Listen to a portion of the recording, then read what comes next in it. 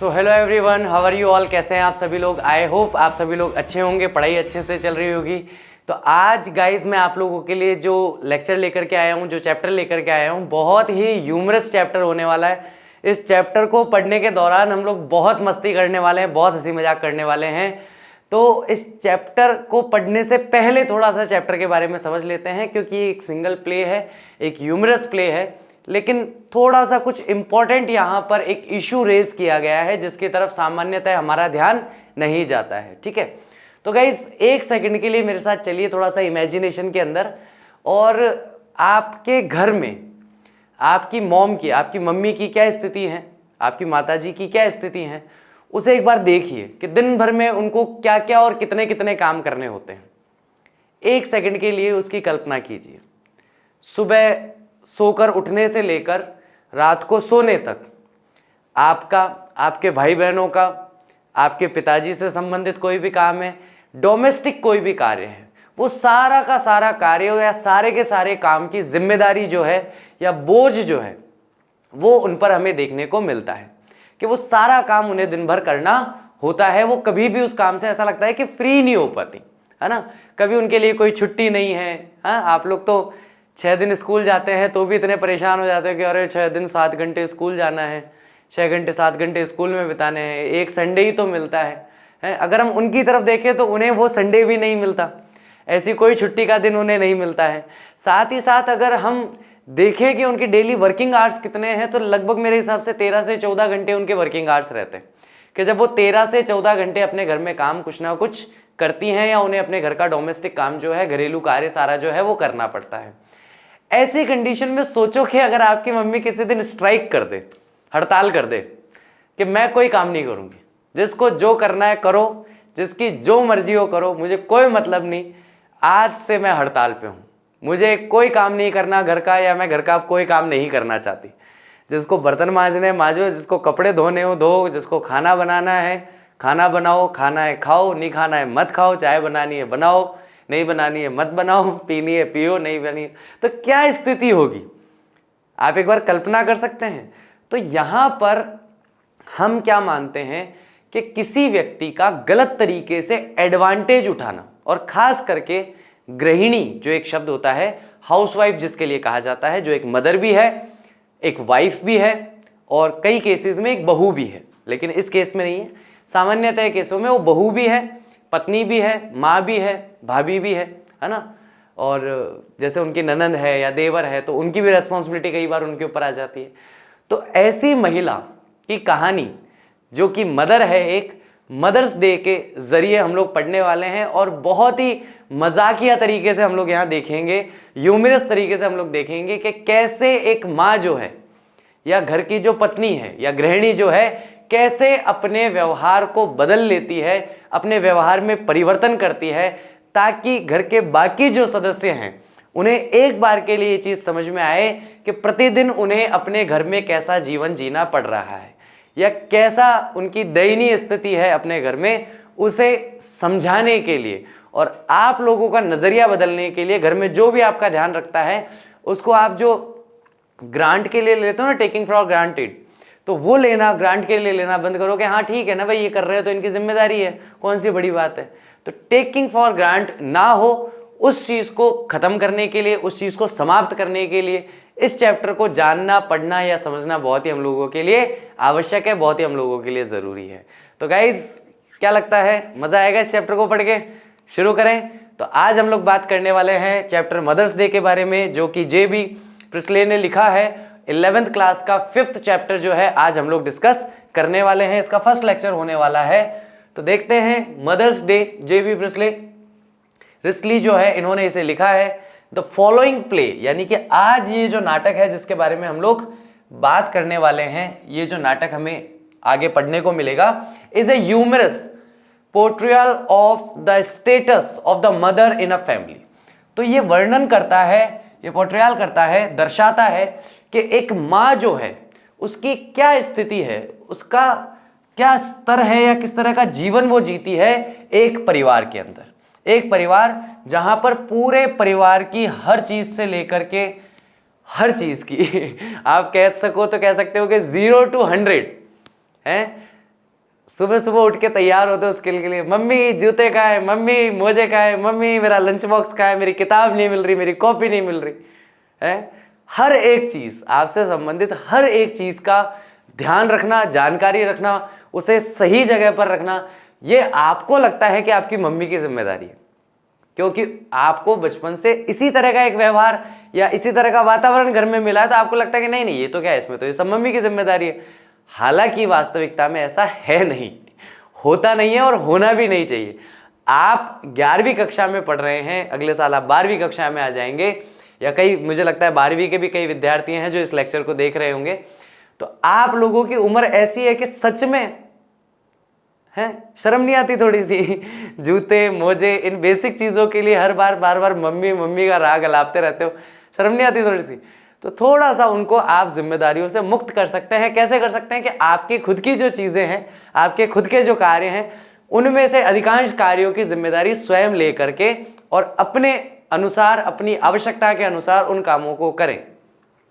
School जाने के 5 minute पहले नहीं बोलना होता है कि शर्ट, ठीक है, अगले दिन क्या आवश्यकता पड़ने वाली है मुझे उसका पता है, एक दिन पहले होना चाहिए कि आज शाम को ही शर्ट प्रेस कर ली क्योंकि कल सुबह स्कूल जाना है। या बहुत सारे खच्चर किस्म के विद्यार्थी होंगे जिनको स्कूल जाने के 5 मिनट पहले ये एहसास होता है कि अरे मेरी शर्ट तो प्रेस ही नहीं है, मेरे कपड़े प्रेस नहीं है, मेरा बैग जमा हुआ नहीं है, और फिर वो इधर उधर आवाज़ें लगाते रहते हैं भाई बहनों को, कई बार मम्मी को, कई बार किसी और को कि भाई तू बैग जमा यार, मैं तैयार हूँ, मेरे को स्कूल निकलना है। तो ये व्यवहार नहीं होना चाहिए, ये व्यवहार अच्छा नहीं है आप लोगों के लिए। ये एक डिसिप्लिन्ड लाइफ नहीं है। आपको एक डिसिप्लिन्ड लाइफ जीने के लिए इस तरह का जो आपका व्यवहार है उसमें परिवर्तन करना आवश्यक है। Let's read on to see how Mrs Pearson's family reacts. तो चलिए इस कहानी को, इस नाटक को हम लोग पढ़ते हैं और ये देखते हैं कि कैसे मिसेस पियर्सन जो है, उनका परिवार जो है वो रिएक्ट करता है, उस पर प्रतिक्रिया देता है, प्रतिक्रिया व्यक्त करता है। When she tries to stand up for her own rights, जब वो अपने खुद के अधिकारों के लिए, जब अपने खुद के अधिकारों के लिए स्टैंड अप मतलब वो क्या होता है, खड़े होने का प्रयास करती है, यानी कि उसके सामने अड़िग हो जाती है कि ये मेरे अधिकार हैं, मैं अपने अधिकारों का इस्तेमाल कर रही हूं, तुम्हें जो करना है करो, मुझे कोई दिक्कत नहीं है, मुझे कोई परेशानी नहीं है, ठीक है। तो जब वो ऐसा करती है तो परिवार कैसे रिएक्ट करता है? आज मैंने आपको बोला ना, एक सेकंड के लिए कल्पना करो आपकी मम्मी आज से चली गई स्ट्राइक पे, कि आज से भाई मैं तो स्ट्राइक पे हूं, मैं कुछ भी नहीं करूंगी घर का काम, जिसको जो करना है करो। तो कल्पना करके देखो कि क्या होगा। तो वही इस चैप्टर में हमें देखने को मिलने वाला है। नेक्स्ट हम लोग बात करने वाले हैं इसके कैरेक्टर्स के बारे में। तो कैरेक्टर्स, इसमें बहुत ज़्यादा कैरेक्टर्स नहीं है, बहुत लिमिटेड। एक जैसे एक परिवार होता है वैसा एक परिवार है, उस परिवार के अलावा एक पड़ोसन है ना। तो बहुत ज़्यादा कैरेक्टर्स नहीं है, तो समझना कोई बहुत ज़्यादा मुश्किल नहीं होगा, है ना। जूलियस सीजर पढ़ते हैं ड्रामा में, या और कोई दूसरे बड़े ड्रामास पढ़ते हैं, तो उसके अंदर 15, 20, 30 कैरेक्टर्स हैं, तो पता ही नहीं चलता कौन सी बात किसने बोली और किसको बोली है। तो कई बार इंग्लिश में वो कन्फ्यूजन हो जाता है, जो इंग्लिश में ज़्यादा रीडिंग प्रेफर नहीं करते उनके लिए। लेकिन 11th क्लास के हिसाब से मुझे लगता है कि बहुत ही अच्छा ड्रामा चूज़ किया गया है।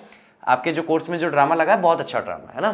तो सबसे पहले है मिसेस एनी पियर्सन, जो कि हमारी मेन कैरेक्टर होने वाली है। एक बहुत ही लवली केवल ड्रामा के स्टार्टिंग में, ये बाद में लवली नहीं रहेगी, ठीक है। तो एक बहुत ही लवली और प्यारी सी माँ है और पत्नी है, ठीक है, जिसके इर्द गिर्द पूरा ड्रामा चलने वाला है, यानी कि ये हमारे इस प्ले का केंद्र रहने वाला है। क्या रहने वाला है? केंद्र। तो सबसे मुख्य भूमिका में या सबसे महत्वपूर्ण भूमिका में इस ड्रामा में या इस प्ले में आपको मिसेस एनी पियर्सन देखने को मिलेंगी। लेकिन वास्तविकता ये भी नहीं है केवल मिसेस एनी पियर्सन का शरीर ही रहेगा, आत्मा या विचार किसी और के रहेंगे। सेकंड नंबर पे यहाँ आता है जॉर्ज पियर्सन। तो जॉर्ज पियर्सन जो है वो फादर है इस परिवार के अंदर, या फिर एनी जो है उसके हस्बैंड है, ठीक है। तो उस भूमिका में जॉर्ज पियर्सन है। तो जॉर्ज पियर्सन का जो व्यवहार है, जो नेचर है, बड़ा ही सुस्त, मोटा सा, ढुल मिल के चलने वाला आदमी है, जो बिल्कुल सुस्ती में रहता है। उसके जीवन में किसी भी प्रकार की कोई भी ऊर्जा नहीं है, पितृत्व का कोई भाव नहीं है, कोई जिम्मेदारी नहीं है। उसे लगता है कि भाई सारी की सारी जिम्मेदारी जो है वो एनी की है। और जैसे कि सामान्यतः परिवारों में हम लोग देखते हैं कि माँ जो होती है उन्हें सबकी जिम्मेदारियां उनको संभला दी जाती है और वो बड़ी सहजता से उन्हें संभाल लेती हैं और उन जिम्मेदारियों को पूरा निभाने के लिए अपना जी जान तक लगा देती है। तो एनी का जो व्यवहार है, मूल व्यवहार जो है ना, जो ड्रामा में दिखेगा अधिकांश समय उस व्यवहार की बात नहीं कर रहा हूँ, मूल व्यवहार जो है बहुत ही सहज प्रकृति है इसकी, बहुत ही एक सरल महिला है और उन्हें कोई भी कुछ भी कह दे कि ये कर दो, हाँ कर दिया, ये कर दो, हाँ कर दिया, ऐसा कर दो, हाँ कर दिया, तो हाँ में हाँ और जो काम कह दो वो कर देवे। इस प्रकार का एनी का जो है मूल व्यवहार है। जॉर्ज का मैंने बता ही दिया, बड़ा ही आलसी किस्म का और ढुलमुल करने वाला, मोटा सा, बिल्कुल ऊर्जाहीन व्यक्ति है ये। फिर आते हैं यहाँ पे हमारे डोरिस पियर्सन आती है, जो कि एक बेटी है, 20-22 साल की एक बेटी है और इस बेटी को घूमने फिरने का बहुत शौक है कि काम पे जाती है, जॉब से आती है और मेरे को यहाँ घूमने जाना है, वहाँ घूमने जाना है। तो थोड़ा सा जो हमें इसमें यहाँ पे प्ले में नेचर देखने को मिलेगा, घूमने फिरने वाला है और बहुत सहज अपनी माँ के प्रति नहीं है या बहुत सहानुभूति का भाव नहीं है। अधिकांश हम लोग देखते हैं कि बेटियां जो होती है वो माँ का हाथ बटाती है। 20-22 साल की उम्र काफ़ी अच्छी आयु है, तो उसमें बेटियां जो है अपनी माँ का हाथ बटाती है घर के काम में या उनकी जो भी जिम्मेदारियां हैं कि भाई चलो ठीक है, आप रोटी आप बना रहे हो तो सब्जी मैं बना लूँ, या इस तरह का थोड़ा सा एक भाव हमें देखने को मिलता है।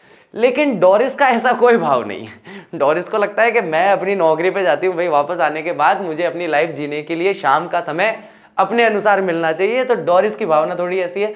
तो बहुत अच्छी साइकोलॉजी नहीं है, बहुत अच्छा जीवन दर्शन या फिलॉसफी आप कह सकते हैं या मानसिकता ऐसी नहीं है इसकी।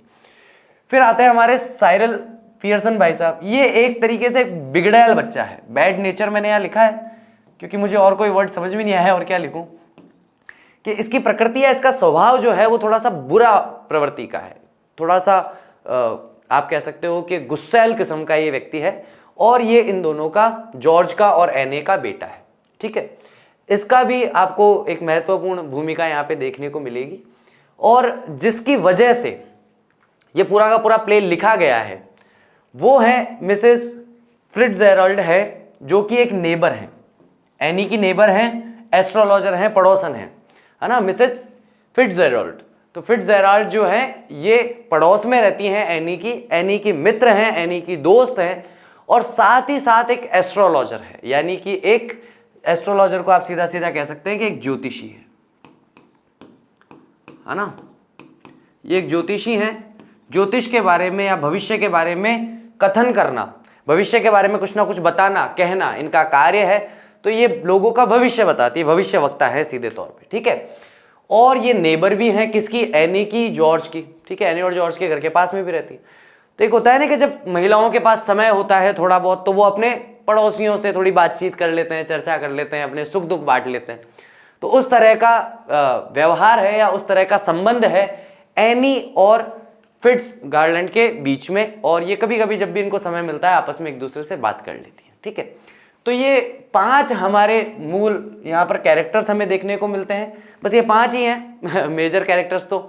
तो देखते हैं कि इस ड्रामा में हमें आगे और क्या देखने को मिलता है। तो शुरू करें अब ड्रामा, ना काफ़ी देर हो गई, मुझे भी अब वेट नहीं हो रहा, चलो इसको स्टार्ट करते हैं। The action takes place in the living room of the Pearsons' house. तो पियर्सन्स का घर जो है उसके लिविंग रूम में, लिविंग रूम कौन सा होता है जिसको हम अतिथि कक्ष कहते हैं, है ना, जहां पर सामान्यतः हमारे सोफाज वगैरह लगे हुए होते हैं कि अतिथि आने पर जब जहां पर बैठा जाता है। तो लिविंग रूम जो है पियर्सन के घर का, वहां पर ये एक्शन होता है। यानी कि ड्रामा की जो स्टार्टिंग है वो स्टार्टिंग में हमें क्या देखने को मिलता है कि पियर्सन जो है उनके घर का लिविंग रूम है, वहां पर स्टार्टिंग हुई है, जो कि लंदन सबअर्ब के अंदर है, यानी कि लंदन के बाहरी क्षेत्र में है या बाहरी उपनगर जो होते हैं उसमें है। जैसे आपने देखा होगा बड़े बड़े शहर होते हैं तो उनसे थोड़ी दूरी पर 20, 30, 15, 5, 7 किलोमीटर की दूरी पर जो छोटे छोटे कस्बे या छोटे आप कह सकते हैं कि उपनगर होते हैं, टाउन्स होते हैं, वहां पर ये स्टार्ट हुआ है सीन हमारा। टाइम द प्रेजेंट, और समय कौन सा है, अभी का, वर्तमान का समय है। यानी कि जो कुछ अब हमारी आंखों के सामने होगा वो हम लाइव देखेंगे, वो हम क्या देखेंगे, लाइव देखेंगे। यानी कि इसे कहानी की तरह भूतकाल में नहीं पढ़ा जाएगा, इसे वर्तमान काल में पढ़ा जाएगा कि सब कुछ हमारी आंखों के सामने अभी हो रहा है, राइट। तो समय कौन सा है, प्रेजेंट का है, तो पास्ट टेंस नहीं एक्सपेक्ट करेंगे आप, यहाँ पे प्रेजेंट टेंस को एक्सपेक्ट करेंगे, ठीक है गाइस। तो दृश्य क्या है, the living room of the Pearson family, के लिविंग रूम जो है पियर्सन परिवार का, आफ्टरनून दोपहर का समय है, it is a comfortably furnished, यानी कि बहुत अच्छी तरीके से सुसज्जित है वो कमरा, और कोई भी व्यक्ति अगर वहां बैठना चाहे तो कंफर्टेबली बैठ सकता है, आरामदायक तरीके से बैठ सकता है, उसे उस तरीके से सजाया गया है। Much lived in room in a small suburb, जैसा कि अधिकांश जो लिव इन रूम होते हैं स्मॉल या छोटे उपनगरों के अंदर। डेमी डिटैच्ड विला, यानी कि आधा जुड़ा हुआ और आधा अलग हुआ हुआ, जो पूरा मूल घर होता है या बेडरूम वाला जो इलाका होता है उससे थोड़ा सा अलग हटा हुआ, वैसा एक विला है। If necessary only one door need to use, अगर बहुत ज्यादा आवश्यकता हो तो केवल एक दरवाजा इस्तेमाल करके भी उस घर में आराम से रहा जा सकता है। But it is better with two, लेकिन ये बेहतर होगा कि घर में दो दरवाजे और दोनों का इस्तेमाल हो। One up left leading to the front door and the stairs, and the other in the right wall leading to the kitchen and the back door, यानी कि घर किस तरह से बना हुआ है उसको बताया जा रहा है कि जब आप घर के अंदर देखते हैं तो घर का अंदर का डिजाइन या नक्शा कैसा है, जैसा कि अधिकांश उपनगरों में होता है, जैसे घर बने हुए होते हैं। बहुत ज्यादा आवश्यकता नहीं है दो दरवाजे हो घर में, कि भाई एक अगर सिंगल मेन डोर है, बैक डोर नहीं भी है तो भी काम चल सकता है, लेकिन अच्छा होगा कि दोनों डोर हो, फ्रंट डोर भी हो और बैक डोर भी हो, ऐसा कहा जा रहा है, ठीक है। तो एक दरवाजा जो है वो सीधा फ्रंट डोर की तरफ जाता है एंड द स्टेयर्स, और उन सीढ़ियों की तरफ जाता है जो फर्स्ट फ्लोर पे जा रही होती है। दूसरा जो दरवाजा है वो सीधे हाथ की दीवार में बना होता है, जो कि किचन में जाता है और किचन से फिर बैक डोर की ओर निकल जाता है, यानी कि रसोई में जाते हुए बैक डोर की ओर निकल जाता है। एक जो है वो मेन घर में प्रवेश करने के लिए है, वहां से आप मेन घर में प्रवेश करते हैं और सीढ़ियां आपको ऊपर चढ़ने के लिए दिखाई देती हैं। तो इस तरह का ये घर बना हुआ है। There can be a muslin covered window in the left wall and possibly one in the right wall, तो संभावित रूप से ऐसा हो सकता है कि मलमल से, मुस्लिन का मतलब क्या है, मलमल का जो कपड़ा है उससे ढकी हुई खिड़कियां जो है वो वहां पर उपस्थित है, एक लेफ्ट वॉल पे है और पॉसिबली एक राइट वॉल पे भी है। The fireplace is assumed to be in the fourth wall, fourth wall का मतलब जस्ट सामने वाली जो दीवार है उस पर एक फायर प्लेस बना हुआ है। आपने फायर प्लेस कुछ इस आकृति का देखा होगा, एक पहले एक चैप्टर था जिसमें अपने मेटल पीस को डिस्कस किया था कि कहाँ रखे हुए होते हैं। तो ये जगह होती है, यहाँ पर लोहे की रेलिंग लगी हुई होती है और यहाँ पर इस जगह के अंदर आग जलाई जाती है, ठीक है। क्योंकि लंदन है तो सर्दियों के समय में सर्दियाँ बहुत ज़्यादा पड़ती हैं, तो उस पूरे के पूरे लिविंग एरिया को, अब देखो ये एक प्ले है, ये कल्पनात्मक है, तो कल्पना की जा रही है कि कैसा घर होगा, ऐसा हो तो और बेहतर है। सीधे हाथ पर एक खिड़की हो, उल्टे हाथ पे एक खिड़की हो तो ज़्यादा बेहतर है ना। तो कल्पना की जा रही है कि वो घर कैसा है। हम लोग भी इनके साथ साथ कल्पना कर रहे हैं, आप करते चलो कल्पना, हम भी आपके साथ कल्पना कर रहे हैं, क्या दिक्कत है। The fireplace is assumed, ऐसा माना गया है कि बिल्कुल सामने वाली दीवार पर है।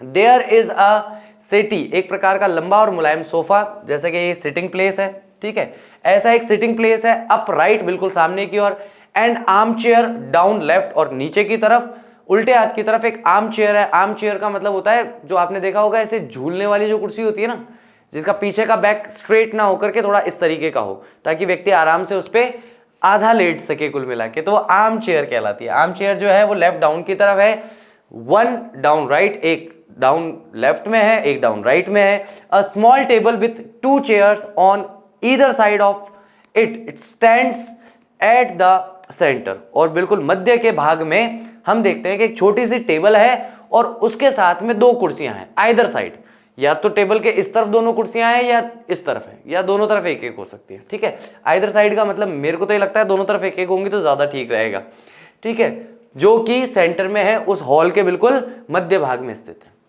हम लोग यहाँ पे देख रहे हैं कि वो घर कैसा है ना, उस घर में फर्नीचर किस तरीके का है, कहाँ कहाँ कौन कौन सी चीजें स्थित हैं, ये हम देख रहे हैं। When the curtain rises, it is the afternoon in early autumn, तो जब पर्दा उठता है, अभी तक तो अंदर का हमने केवल अज्यूम कर रहे थे कि ये पर्दा गिरा हुआ है नाटक पे। देखो नाटक को समझो, नाटक को कभी भी पढ़ने के लिए नहीं लिखा गया।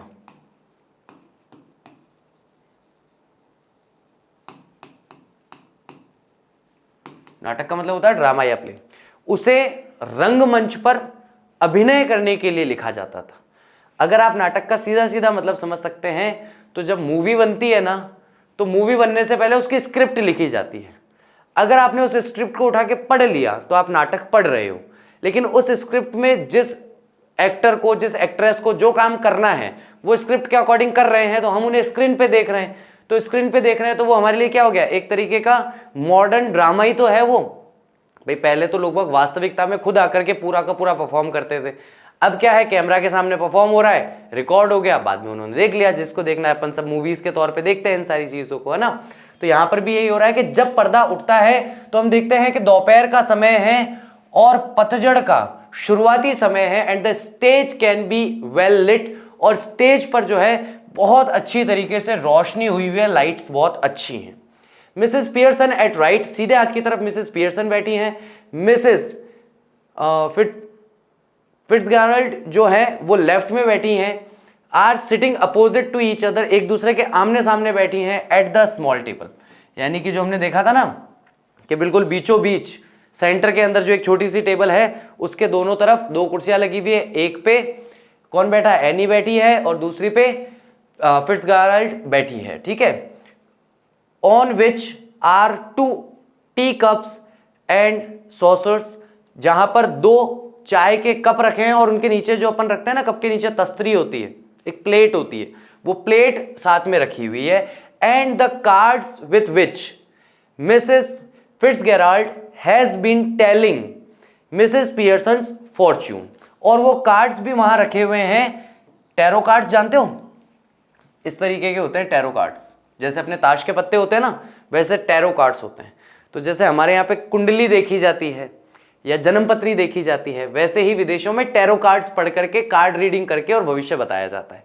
तो वो जो कार्ड्स हैं वो भी वहां पर रखे हुए हैं, जिससे मिसेस पियर्सन का भविष्य या भाग्य बता रही है फिट्जगेराल्ड, ठीक है। Mrs Pearson is a pleasant, यानी कि बहुत ही सुहावने मूड में है, बहुत अच्छे मूड में है, but worried looking women in her 40s, यानी अपनी 40 साल की, जो 40 साल के आसपास की जो उनकी आयु है उसमें वो बहुत ही चिंतित दिखाई दे रही है। सामान्यतः मिसेस पियर्सन जो है बहुत शांत स्वभाव की, और मैंने बताया था ना बहुत शांत सहज शालीन इनका स्वभाव है, तो वैसे ही वो बैठी है, लेकिन थोड़ी सी चिंतित दिखाई दे रही है कि उनके 40s का टाइम चल रहा है। कैसा टाइम चल रहा है, 40 की उम्र का समय उनका चल रहा है। मिसेस फिट्जगेराल्ड इज ओल्डर, लेकिन मिसेस फिट्जगेराल्ड जो है वो उनसे ज्यादा उम्र में बड़ी हैं, हैवियर, उनसे ज्यादा भारी हैं, मतलब मोटी हैं, एंड स्ट्रॉन्ग और मजबूत हैं। सिनिस्टर पर्सनैलिटी, यानी कि इस तरह के व्यक्तित्व को वो धारण करती हैं। शी इज स्मोकिंग, वो क्या कर रही हैं, स्मोक कर रही हैं, यानी कि सिगरेट पी रही है।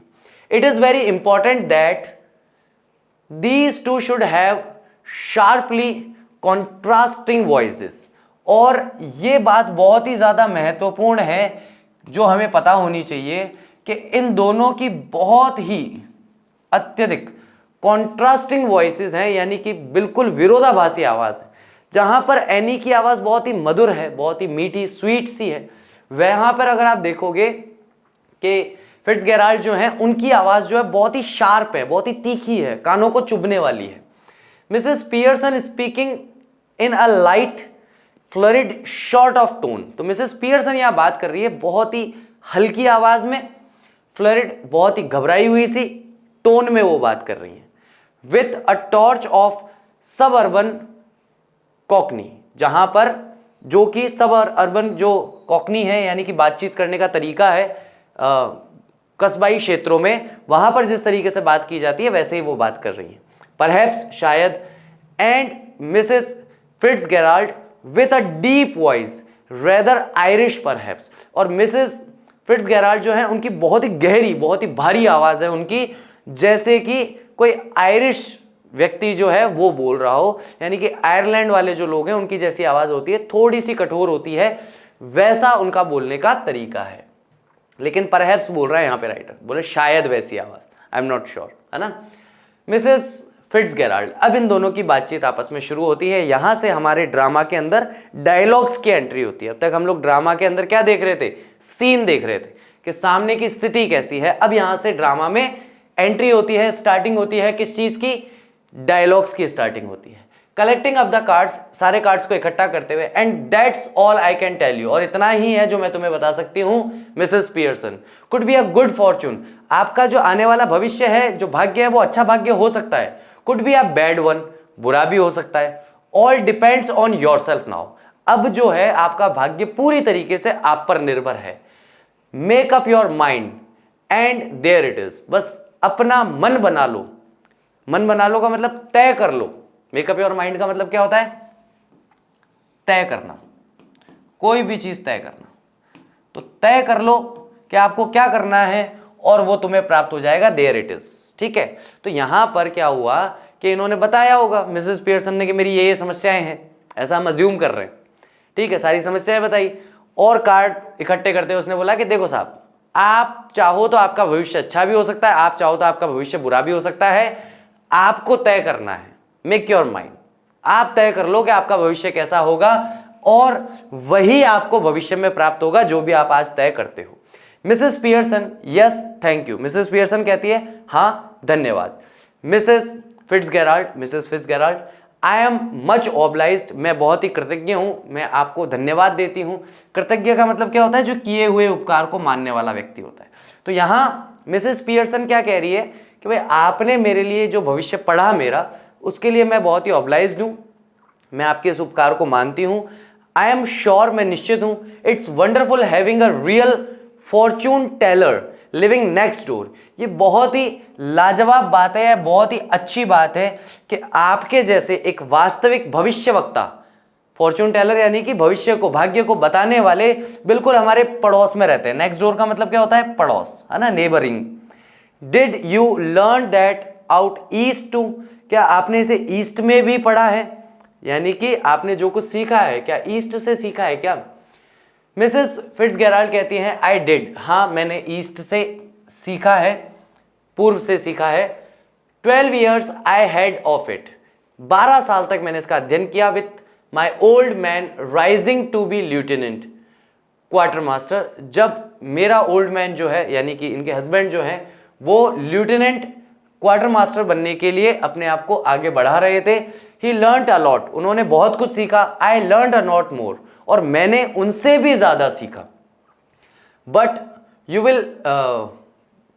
Will you make up your mind, लेकिन क्या तुम तय कर लोगी, ठीक है, तुम मेरे बारे में पूछ रहे हो तो मैंने बता दिया, लेकिन तुम अब तय कर लोगी तुम्हें आगे अपने जीवन को कैसे जीना है, किस तरीके से अपने जीवन को आगे तुम जीना चाहती हो, क्या ये अब तो तुम तय कर लोगी। मिसेस पियर्सन, डियर मिसेस, प्रिय मिसेस डियरसन, आप ऐसा कह सकते हैं, इस डियर को आगे ले लो।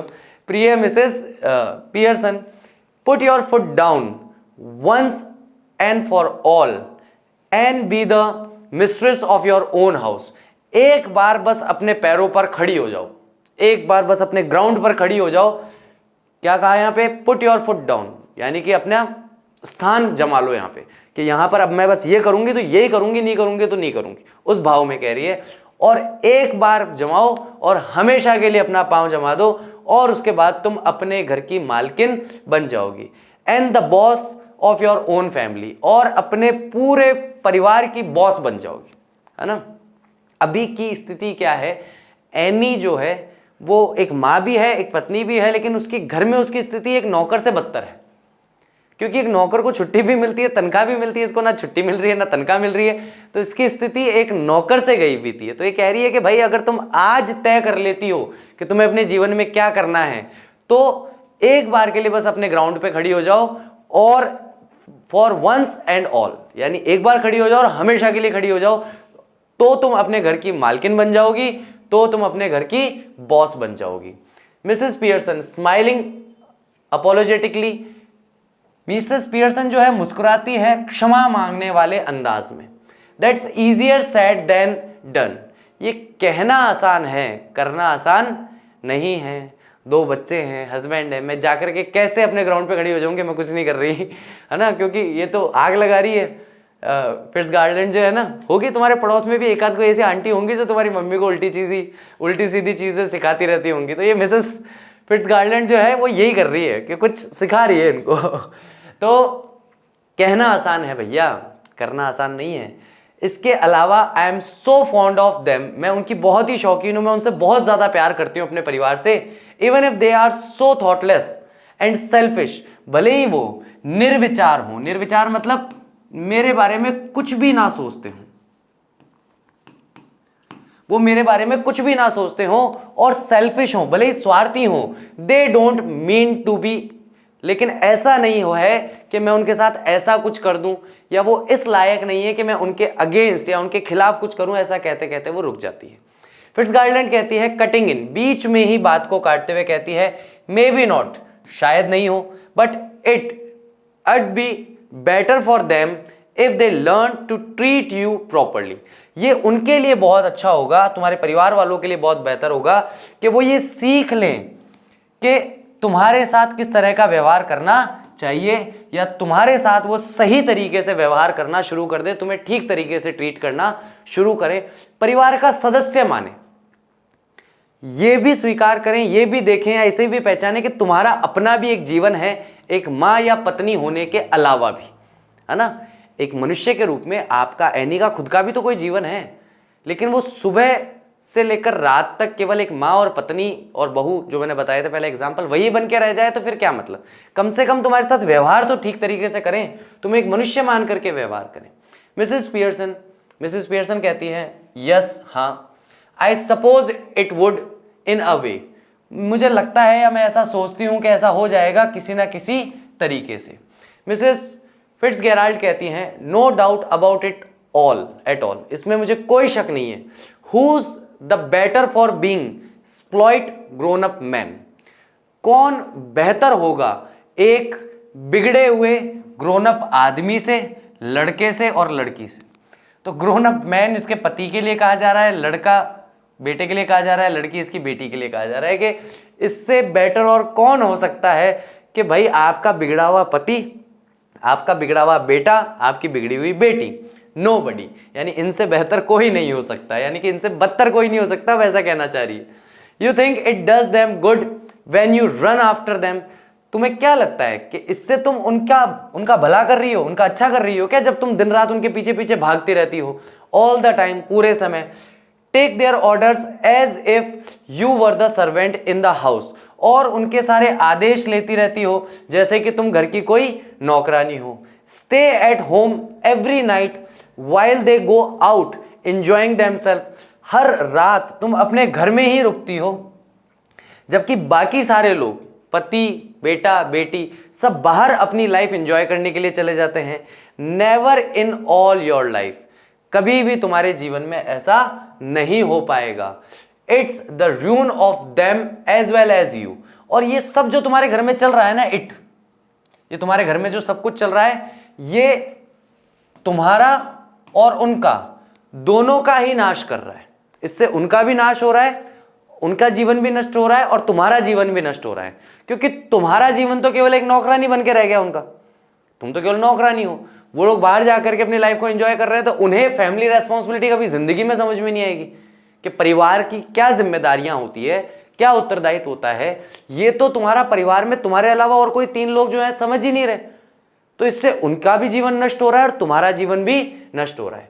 हस्बैंड, पति, सन्स, बेटे, डॉटर्स, बेटियां should be taking notice of wives and mothers, not giving them orders as treating them like dirt.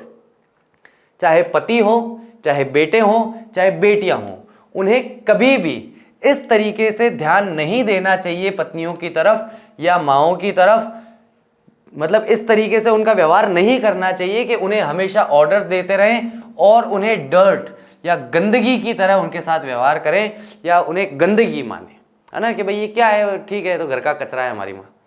ऐसा नहीं होना चाहिए कि चाहे पति हो, चाहे बेटे हो, चाहे बेटियां हो, जो तुम्हें गंदगी की तरह कि बस ठीक है, क्या है, घर की सर्वेंट है, उसके अलावा तुम्हें और किसी तरीके से ट्रीट ना करें। And don't tell me you don't know what I mean, और मुझे ये मत कहना कि तुम नहीं जानती कि मैं किस बारे में बात कर रही हूं। For I know more than you have told me, क्योंकि मैं उससे ज्यादा जानती हूं जितना तुमने मुझे बताया है। क्योंकि मैं तो खुद ही कौन हूं, एस्ट्रोलॉजर हूं, मैं तो खुद ही भविष्य बताने वाली हूं। तो जितना तुमने मुझे बताया है, मुझे तुमसे ज्यादा पता है, उससे ज्यादा पता है मुझे, ठीक है। तो मुझसे झूठ बोलने का प्रयास मत करना, मुझसे झूठ बोलने की कोशिश मत करना, ठीक है गाइस। तो यहां पर ये ऐसा कहती हैं। मिसेस पियर्सन कहती हैं, obviously I keep dropping a hint, यानी कि बहुत ही डाउट करते हुए और बहुत ही कहते हैं ना झूठ को सच की तरह बताते हुए, कि मैं कई बार कोशिश करती रहती हूं कि मैं छोटे छोटे हिंट उनके सामने डालती रहती हूं कि भाई मैं तुम्हारे घर की नौकर नहीं हूं, है ना, छोटे छोटे हिंट देती रहती हूं उन्हें। फिर मिसेस फिट्जगेराल्ड जो कहती है, हिंट क्या, हिंट देती रहती हो, छोटे छोटे संकेत देती रहती हो। संकेत क्या देना है? ऐसा पति और बच्चे हो तो तुरंत प्रभाव से सामने कन्फ्रंट करो ना, बिठा करके एक बैठे ही मीटिंग हैंड टू हैंड बता दिया, ये समस्या है भाई, कल से इसका समाधान हो जाना चाहिए। Hint, it's more than hints your family needs, तुम्हारे परिवार को हिंट्स से अधिक चीज की आवश्यकता है, केवल हिंट देने से तुम्हारे परिवार का काम नहीं चलेगा। मिसेस पियर्सन ऑब्वियसली संदेहपूर्ण ढंग से फिर से कहती है, आई सपोज, मुझे लगता है, इट इज, कि ऐसा ही है, but I do hate any unpleasantness. Unpleasantness का मतलब सीधा सीधा बात हो जाएगी दुख, कि मुझे घृणा है, मैं घृणा करती हूं किसी भी प्रकार के दुख से। And it's so hard to know where to start, और ये बहुत ही ज्यादा मुश्किल है कि मैं कैसे शुरुआत करूं, कैसे अपनी बात बताना शुरू करूं अपने परिवार को, या कैसे इस मुद्दे को छेड़ूं घर में, है ना। I keep making up my mind to have it out with them, but somehow I don't know how to begin. कई बार मैं अपने दिमाग में सोचती रहती हूं, अपने आप को रेडी करती रहती हूं, तैयार करती रहती हूं कि मैं ये बात उन्हें बोल दूंगी अपने माइंड में। कई बार मैं सोचती रहती हूं, but have it out with them, कि मैं उनसे इस बारे में बात करूं, बट समहाउ, लेकिन किसी तरह, I don't know how to begin, मैं ये नहीं जानती कि मैं कैसे शुरू करूं, बात कैसे शुरू करूं। क्योंकि बात शुरू करने के लिए जो हिम्मत चाहिए, उस हिम्मत की समस्या हो रही है, वो करेज नहीं है, उस तरह का साहस नहीं है कि इस बारे में खुल के बात की जा सके, ये समस्या यहां पे आ रही है। शी ग्लेंसेज एट हर वॉच और एट अ क्लॉक, वो अपनी घड़ी, या फिर दीवार पर जो घड़ी होती है, वॉच तो ये वाली है, क्लॉक दीवार पे जो होती है वो वाली है, देखती है। ओ ग्रेशियस, अरे भगवान, ये ग्रेशियस शान से वाला ग्रेशियस नहीं है, ग्रेशियस का वैसे मूल अर्थ होता है शान से, लेकिन यहाँ कहते हैं ना, अरे भगवान इतना टाइम हो गया, चलो वो वाला है। तो हे भगवान के रूप में देखेंगे हम गुड ग्रेशियस को। लुक एट द टाइम, अरे टाइम देखो। Nothing ready and they will be home any minute, घर में कुछ भी तैयार नहीं है, चाय खाना नाश्ता कुछ भी तैयार नहीं है, और वो यानी कि मेरा परिवार जो है, मेरे बच्चे, मेरे पति किसी भी पल किसी भी मिनट घर आते होंगे। And probably all in a hurry to go out again, और संभावित रूप से, संभवतया वे सभी के सभी जल्दबाजी में होंगे वापस बाहर जाने के लिए। यानी वो सब किस में लगे होंगे, जल्दबाजी से आएंगे और आएंगे फटाफट, जो भी सामान उनको चाहिए वो देना पड़ेगा, उसके बाद वो वापस बाहर चले जाएंगे।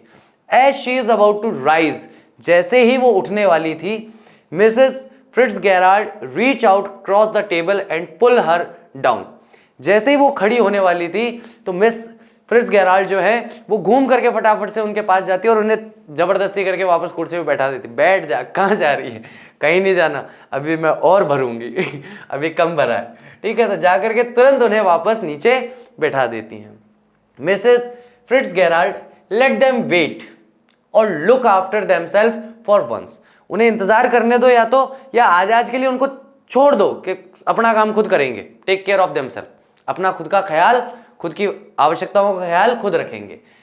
This is where your foot goes down, यही वो जगह है जहां तुम अपने पैर पीछे खींच लेती हो, कि जब मौका आता है कि करने दो, या तो लेट होंगे या ढूंढते रहेंगे, परेशान होते रहेंगे, करने दो अपना काम खुद, लेकिन जैसे ही ये मौका आता है कि तुम ये डिसीजन ले सको, यहीं तुम अपने कदम पीछे ले लेती हो। स्टार्ट नाउ, अभी का अभी शुरू करो अपना स्टैंड लेना। She lights a cigarette from the one she has just finished, यानी कि वो अपनी एक जो पहले जो सिगरेट अभी अभी खत्म की है उसको उठाती है और उससे दूसरी सिगरेट जला लेती है। मिसेस पियर्सन एम्बेरेस्ड, परेशान होते हुए, असहज होते हुए, कहती है Mrs Fitzgerald, I know you mean well, मैं जानती हूं कि आप अच्छा चाहती हैं, आपके मन में भलाई का भाव है। इनफैक्ट वास्तविकता में आई अग्री विथ यू, मैं आपके साथ सहमत भी हूं, बट आई जस्ट कांट, लेकिन बस मैं नहीं कर सकती, मैं उन्हें इस तरीके से जानबूझ के परेशानी में या दुख में नहीं धकेल सकती, मुझे दुख से घृणा है। उसने कहा ना थोड़ी देर पहले, तो मैं ऐसा नहीं कर सकती। And it's no use you trying to make me, और इससे कोई फायदा नहीं होने वाला कि आप मेरे साथ जबरदस्ती कर रहे हो कि मैं ऐसा करूं। If I promise I'd really have it out with them, अगर मैं वादा करती हूं तो मैं वास्तविकता में इस बारे में खुल के उनसे बात करूंगी।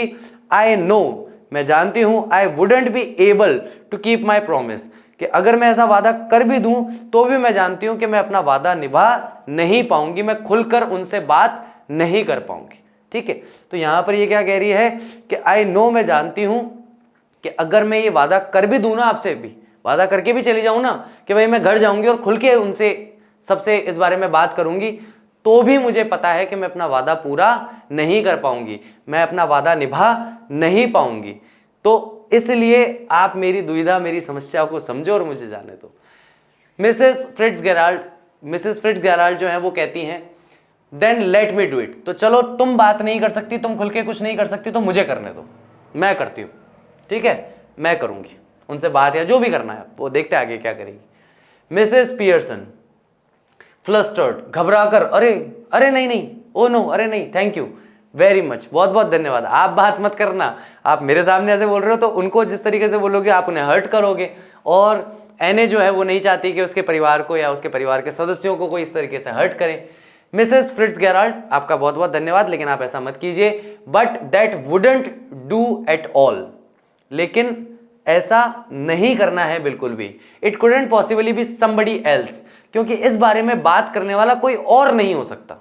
भाई मेरे परिवार में मुझे कोई समस्या है और उसके बारे में कोई बाहर का आदमी आकर के मेरे परिवार से बात कर रहा है, ये बिल्कुल भी ठीक नहीं होगा, ऐसा बिल्कुल भी नहीं होना चाहिए, है ना। तो ऐसा बिल्कुल मत कीजिए। That resent it at once, वो तत्काल ही, ये जानते ही वो नाराज हो जाएंगे, उन्हें बुरा लगेगा। एंड वुडंट लिसन, और वो आपकी बात नहीं सुनना चाहेंगे। And really I couldn't blame them, और वास्तविकता में देखूं तो मैं उन पर इस चीज का आरोप नहीं लगा सकती। आई नो, मैं जानती हूं, आई ओट टू डू इट, कि मुझे करना ही चाहिए, but you see how it is, लेकिन तुम जानती हो कि ये सब कैसा है, मेरा नेचर कैसा है, इन सब का नेचर कैसा है, तो वो सारी चीजें भी तुम्हें पता है। She looks apologetically across the table smiling rather miserably, तो वो अपने ऑपोजिट ऑफ द टेबल यानी कि किसकी तरफ देखती हैं, फिट्जगेराल्ड की तरफ देखती हैं, मिसेस फिट्जगेराल्ड की तरफ, माफी मांगने वाले अंदाज में, स्माइलिंग रेदर मिजरेबली, और माफी मांगने वाले अंदाज में मुस्कुराती रहती हैं, रेदर देन मिजरेबली, दयनीय नहीं दिखाई देती, दयनीय की जगह क्षमा प्रार्थी दिखाई देती हैं कि मैं बहुत ही शर्मिंदा हूं कि आपने मुझे रास्ता बताया कि ये सही है, ये करना चाहिए, लेकिन फिर भी मैं वो चीज नहीं कर पा रही हूं, उसके लिए मैं बहुत ही अपॉलॉजी आपसे करती हूं, बहुत ही ज्यादा आपसे माफी मांगती हूं। चलिए, तो नेक्स्ट हमारा ये है कि आज के लिए इतनी ही हमारी ये स्टोरी है, ड्रामा आज के लिए हमारा इतना ही है। नेक्स्ट इसका जो पार्ट है उसको हम लोग नेक्स्ट लेक्चर के अंदर डिस्कस करेंगे। आप लोग मुझे बताइए कि क्या जैसी महिलाओं की जैसी स्थिति इस लेक्चर के अंदर बताई जा रही है, क्या वास्तविकता में हमारे समाज में भी महिलाओं की ये स्थिति जो है